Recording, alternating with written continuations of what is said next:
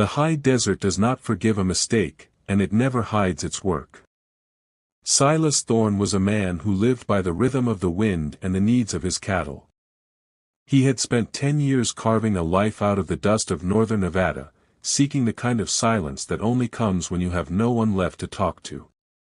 His ranch, the Broken Spur, sat on the edge of a world that was moving too fast for his liking, but here, the clocks were made of stone and seasons. But on a Tuesday morning, under a sky the color of a bruised plum, that silence was shattered. Silas was out checking the fence line near the mouth of Bitter Creek when he smelled it, not the iron scent of rain, but the acrid, oily stench of burnt pine and old grease. He crested the rise, his horse, Jasper, dancing nervously under him. Below, in the wash of the creek, lay a splintered skeleton of a dream. It was a Conestoga wagon, or what was left of one. It hadn't just crashed.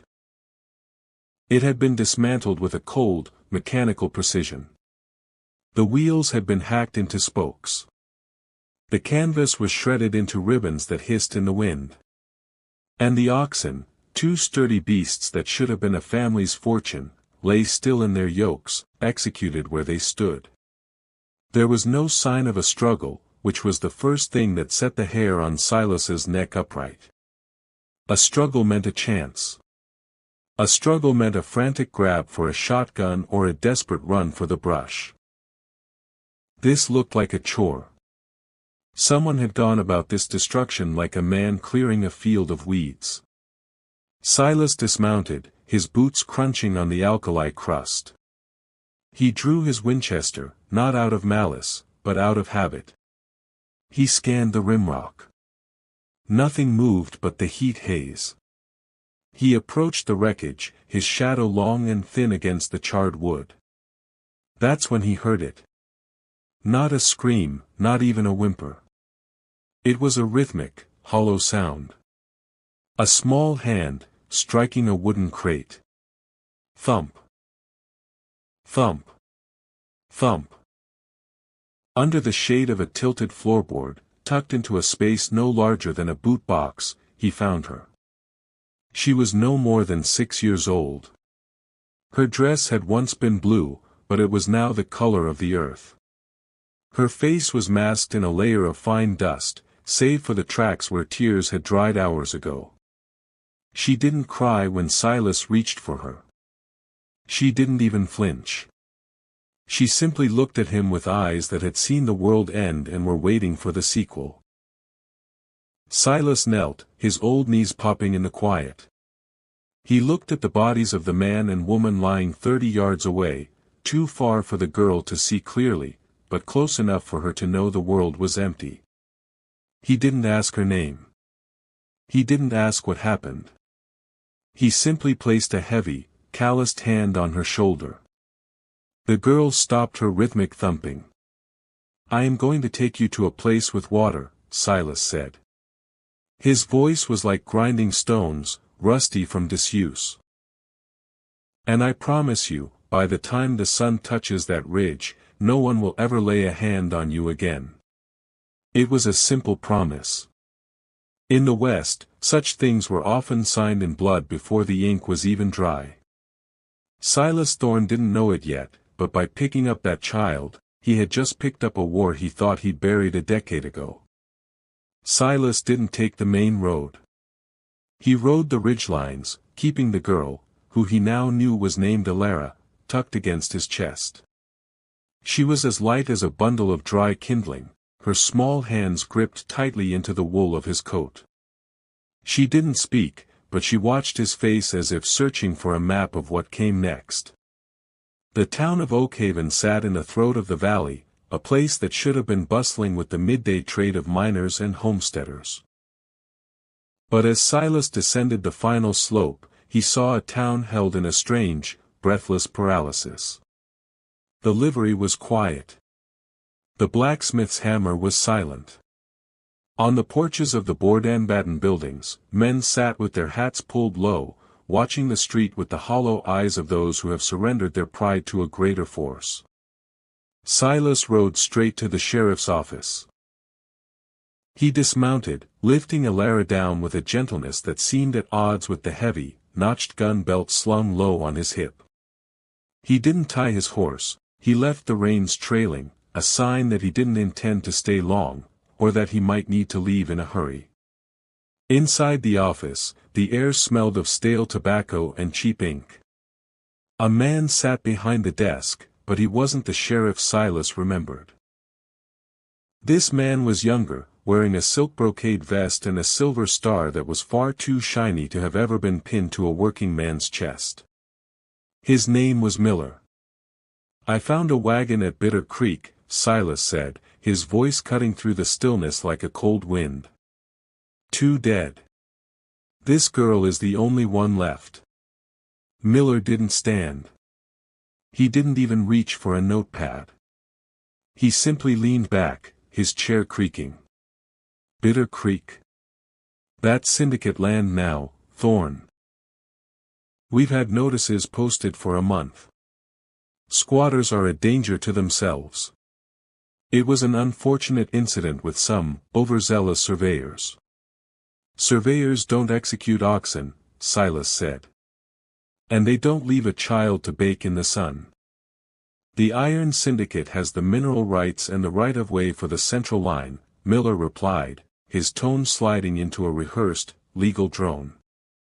"They are a chartered entity of the state. If people choose to ignore the eviction orders, the company has the right to clear the path. It's progress, Thorne. Hard to stop a locomotive with a wooden wagon."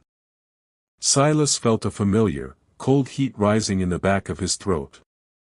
He looked at the girl, who was staring at a map on the wall. The map showed Oakhaven, but it was crisscrossed with red lines, the planned tracks of the syndicate. The lines went through ranches, through graveyards, and through the very spot where Alara's parents now lay. "Who gave the order?" Silas asked. "The order comes from the board of directors in San Francisco," Miller sneered, finally looking Silas in the eye. "But the man on the ground is Elias Vane. And I wouldn't go looking for him. Vane doesn't just hire gunmen, he hires regulators. Men with badges and warrants. He doesn't commit crimes, Thorne.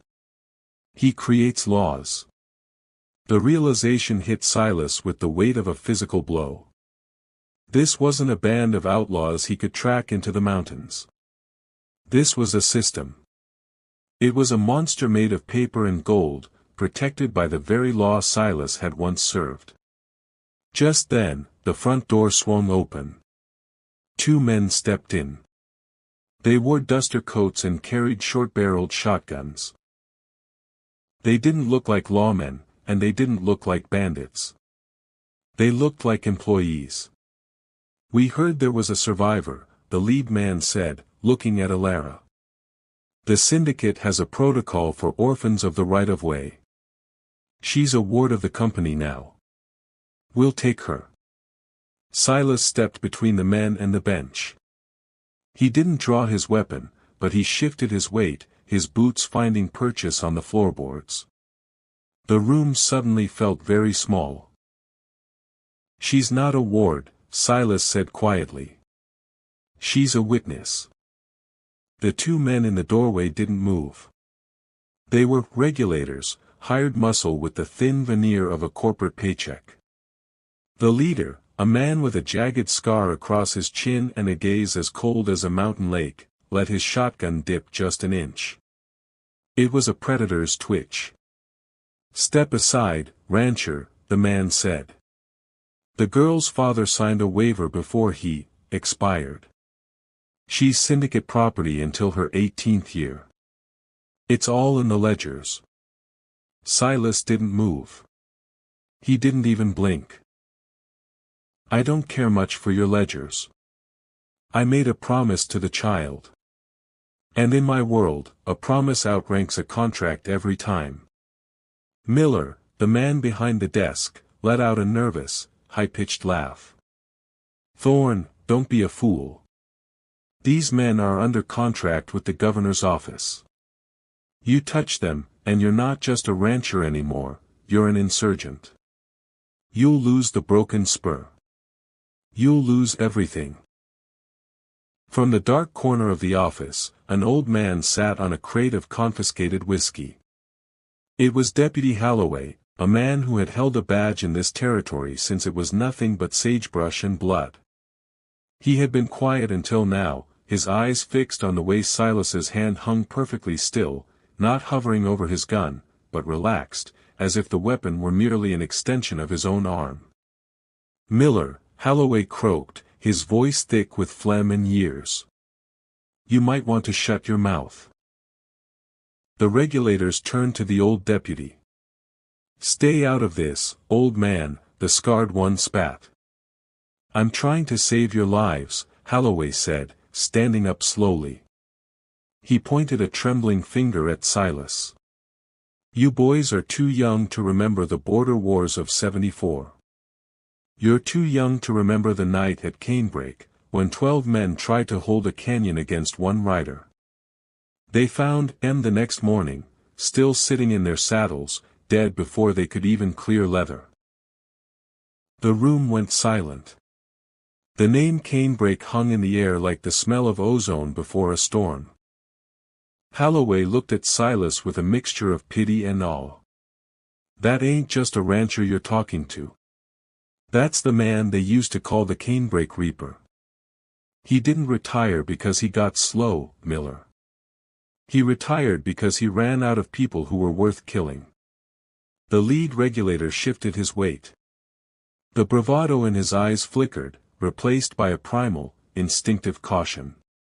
He had heard the stories. Everyone in the territory had. The Reaper wasn't a man.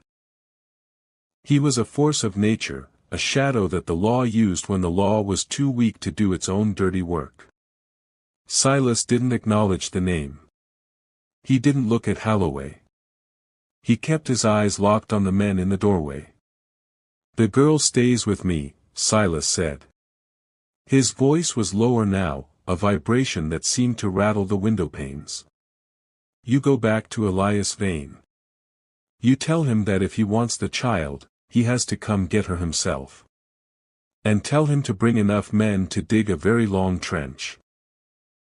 The scarred man looked at his partner. They were professional killers, but they weren't martyrs. They saw the way Silas's eyes didn't track their guns, but their throats. They saw the stillness of a man who had already accepted his own death long ago. "This isn't over, Thorne," the leader muttered, though his voice lacked its previous edge. "The syndicate doesn't lose property." They backed out of the office, never once turning their backs on the man from the broken spur. Once the door swung shut, Miller slumped into his chair, wiping sweat from his brow. "You've done it now, Silas. Vane won't just send 2 men next time. He'll send a private army. He'll burn your ranch to the ground with you and the girl inside it." Silas turned to Alara. She was looking at him, her small face unreadable. She had heard the name Reaper. She had seen the men flinch. "Let them come," Silas said. He reached out and took the girl's hand. Her fingers were cold. "I've been waiting 10 years for a reason to stop being a rancher." Silas didn't head for the high country. He headed home. The broken spur wasn't a fortress, it was a modest spread of cedar plank buildings and corrals nestled in a natural amphitheater of rimrock. But Silas knew every inch of the approach. He knew where the wind swirled to mask the sound of a hoofbeat, and he knew where the sun blinded a man looking through a rifle scope at 4 in the afternoon. As he reached the porch, he found a man waiting for him. It wasn't a gunman, but a man in a pinstriped suit sitting on a crate of tack. Beside him stood a surveyor's transit, its brass fittings gleaming like a taunt in the dust. "Mr. Thorne," the man said, standing and offering a hand Silas did not take. "I am Julian Vane. Elias's brother. I handle the logistical side of the syndicate's expansion." Silas ushered Alara inside the house, locking the heavy oak door behind her. He turned back to the man in the suit. "You're on private property." "For the next 6 hours, yes," Julian said, his voice smooth as polished stone. He pulled a rolled parchment from his coat, a map, but far more detailed than the one in the sheriff's office. "You see, Silas, we aren't just building a railroad. We are building a corridor of industry. This valley is the only viable path for the telegraph, the rail, and the water pipeline from the Sierras." He unrolled the map on the porch railing. It didn't just show tracks. It showed a grid. A city where the broken spur stood. A factory where the creek ran. The girl's father was the last holdout for the north-south junction, Julian continued. He refused a very generous offer. He thought he was protecting his legacy. Now, his legacy is a pile of charred wood and a daughter who doesn't have a name in the eyes of the law. "You killed them for a junction," Silas said, his voice a low, dangerous rumble. "We removed an obstacle to the future," Julian corrected. "And now, you are the second obstacle. If you hand over the girl and sign this quitclaim deed for the broken spur, the syndicate will pay you 5 times its market value. You can retire to San Francisco. You can live like a king and forget the name Canebrake ever existed." Silas looked at the map. He saw the red lines cutting through the world like scars. It wasn't just about land. It was about a future where men like Vane owned the dirt, the air, and the people who walked on them. It was a system that turned lives into ledger entries. "And if I don't?" Julian Vane sighed, a sound of genuine regret. "Then my brother Elias comes. He doesn't bring maps. He brings the fire. He will burn this house, he will burn the girl, and he will bury you in a grave so deep that progress will roll right over you without a bump." Silas stepped closer, his shadow falling over Julian. The man in the suit flinched, but Silas only reached out and took the map. He tore it slowly, methodically, into 4 pieces and handed them back. "Tell your brother something for me," Silas said. "Tell him that the future is coming. But it's going to have to wait until I'm finished with the present." Julian backed away, tripping over his own transit. He scrambled into his buggy, his face pale. "You're a dead man, Thorne. You're fighting a mountain with a pocket knife." As the buggy clattered away, Silas went inside. He didn't pack a bag. He went to the floorboards beneath his bed and pulled up a long, heavy box wrapped in oilcloth. Inside lay a Sharps buffalo rifle and 2 Colt peacemakers with handles worn smooth by a younger, more violent man's grip. Alara stood in the kitchen, watching him. "Are they coming for me?" she asked. Silas checked the cylinder of the first Colt. The clicks were crisp, like the ticking of a countdown. "No, child," Silas said, looking at the door. "They're coming for a reckoning. They just don't know it yet." The storm arrived before the men did. The sky over the Nevada range turned a bruised, electric purple, and the wind began to howl through the rimrock, sounding like 1,000 ghosts looking for a place to rest. Inside the ranch house, Silas had moved the heavy oak table against the front door and shuttered the windows. He had placed Alara in the root cellar, a cool, damp space beneath the kitchen floor. "Don't come out," Silas told her, his voice steady. "No matter what you hear. No matter how long the silence lasts. You stay until the sun is high tomorrow." He didn't wait for her to answer. He closed the cellar door and covered it with a heavy rug. Silas stepped out onto the porch just as the first lightning strike illuminated the valley. In the flash, he saw them. A line of riders, 20 or more, fanned out in a wide semicircle. They weren't riding like lawmen, they were riding like a cavalry charge. At the center was a man on a white horse, Elias Vane. Vane didn't call out a warning. He didn't offer a final chance. He raised a hand, and the night was torn apart by the flash of rifles. Lead thudded into the cedar logs of the house. Splinters flew like shrapnel. Silas didn't retreat. He sat on the porch bench, the Sharp's buffalo rifle resting on his lap. He waited. He was a man who understood the geometry of death. To fire too early was to reveal his position, to fire too late was to be overrun. He waited until the riders reached the kill zone, a stretch of open ground where the creek bed narrowed. The Sharps roared. It was a sound that dwarfed the thunder. The lead rider was lifted clean out of his saddle, hit with the force of a falling tree. Before the echo could fade, Silas had reloaded. Crack. Another rider went down. Crack.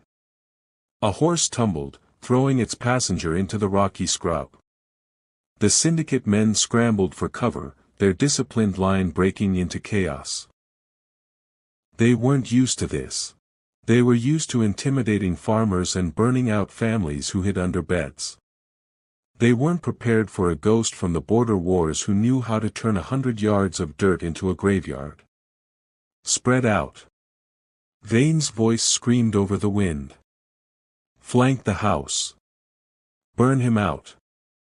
2 men detached from the main group, carrying jars of kerosene with rags stuffed in the necks. They ran low through the sagebrush, heading for the stables. Silas stood up. He dropped the rifle and drew both Colts. He stepped off the porch and into the rain. He didn't run. He walked. It was the walk of a man who had already died once and had nothing left to fear from the dark. The first kerosene thrower turned, his face lit by the flame of his match. Silas fired. The jar shattered in the man's hand, turning him into a pillar of fire. The second man fired a wild shot that grazed Silas's shoulder, but Silas didn't flinch. He fired twice. One in the chest, one in the throat. Decisive. Purposeful. The air was thick with the smell of wet earth, burnt powder, and copper. Silas reached the creek bed, the water rising around his boots. He saw Elias Vane across the wash, struggling to control his panicked white horse. Vane pulled a gold-plated revolver, his hand shaking. "You're an anachronism, Thorne." Vane shouted, his voice cracking. "You're a dead man. The railroad is coming. You can't kill a railroad." "I'm not trying to kill a railroad, Vane," Silas said, the rain dripping from the brim of his hat. "I'm just clearing a debt." Vane fired. The bullet whistled past Silas's ear. Silas didn't fire back immediately. He let the silence stretch, let the lightning reveal the terror in Vane's eyes, the realization that all the money in San Francisco couldn't buy him another minute of life. Then, Silas raised his right hand. A single shot rang out. Elias Vane slumped forward, his gold-plated gun falling into the mud. The white horse, sensing the weight of its master had changed, turned and bolted into the darkness. The remaining regulators, seeing their employer fallen and the reaper standing unmoved in the center of the storm, did something they hadn't done in years. They turned and rode. They rode hard, leaving their pride and their fallen comrades in the dust of the broken spur. Silas stood in the rain for a long time, his guns hanging at his sides. The adrenaline was fading, replaced by a hollow, aching cold. He looked at the bodies scattered across his land. He had kept his promise. But as the storm began to break, he knew that the blood he had spilled today would soak deep into the soil, changing the flavor of the water forever. The morning after a reckoning is always the quietest. The desert air, scrubbed clean by the storm, felt thin and sharp, carrying the scent of wet sage and the cold iron of the mountains. Silas Thorne sat on his porch, a needle and thread in his steady hands. He was stitching the graze on his shoulder with the same mechanical indifference he used to mend a torn cinch. Behind him, the front door creaked open. Elara stepped out, her eyes squinting against the sudden, brilliant gold of the Nevada sun. She looked at the yard. The bodies were gone. Silas had spent the pre-dawn hours hauling them to the ridge, far from the sight of a child. But the scars remained. The blackened patches of earth where the kerosene had burned, the splintered porch rails, and the deep ruts in the mud where the syndicate's power had retreated in terror. "Is it over?" she asked. Her voice was small, but it no longer trembled. "For now," Silas said, tying off the stitch. "The men are gone. The man who gave the orders won't be giving any more." He stood up, his bones protesting the movement. He looked toward the horizon, where the dust of the stage road was already beginning to rise.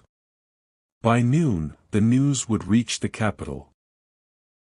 By nightfall, the lawyers and the governors would be huddled in mahogany offices, trying to figure out how a single rancher had dismantled $1 million expansion in the span of a thunderstorm.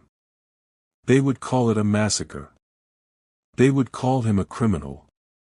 But they wouldn't come back. Not for a long time. Men like Julian Vane understood profit and loss, and Silas Thorne had just made the cost of this valley too high to pay. "What happens to the wagon?" Elara asked, looking toward the creek. "We'll go down there today," Silas said. "We'll gather what's left. We'll bury your kin properly, under the big cottonwood where the shade stays all day. Then, we'll see about the rest of your life." He walked to the edge of the porch and looked out over the land. He had spent 10 years trying to be a ghost, trying to fade into the landscape until he was nothing more than a name whispered in saloons. But by keeping his promise to a child, he had stepped back into the light. He was no longer just a rancher, he was a monument. As long as he stood on this soil, the progress of men like Vane would have to detour. He was a jagged rock in the middle of their smooth, planned road. "You said I'd be safe," Elara said, stepping up beside him. She reached out and took his hand. Her fingers were no longer cold. "You are," Silas replied. "But safety has a price, child. This land, it remembers blood. It doesn't forget the way a man dies or the reason he lived. You'll grow up here, and you'll be the master of this dirt, but you must never forget that it was bought with a heavy coin." The story of the broken spur would spread. It would become a myth. The tale of the lonely rancher and the child who brought the reaper back from the grave. To some, it would be a warning of the old world's dying breath. To others, it would be a reminder that justice isn't something found in a ledger or a courtroom, but something carved out of the earth by those with the spine to stand their ground. Silas led the girl toward the stables. The sun was high now, and the shadows were retreating. He had saved the child, but in doing so, he had doomed himself to be remembered. He was a legend again, and a legend has no peace. But as he looked at Elara, who was finally walking with her head held high, Silas decided it was a fair trade. The West was changing. The steel was coming, and the fences were closing in. But for one more generation, in one small corner of the world, the silence would belong to the people, and the promises would still mean something.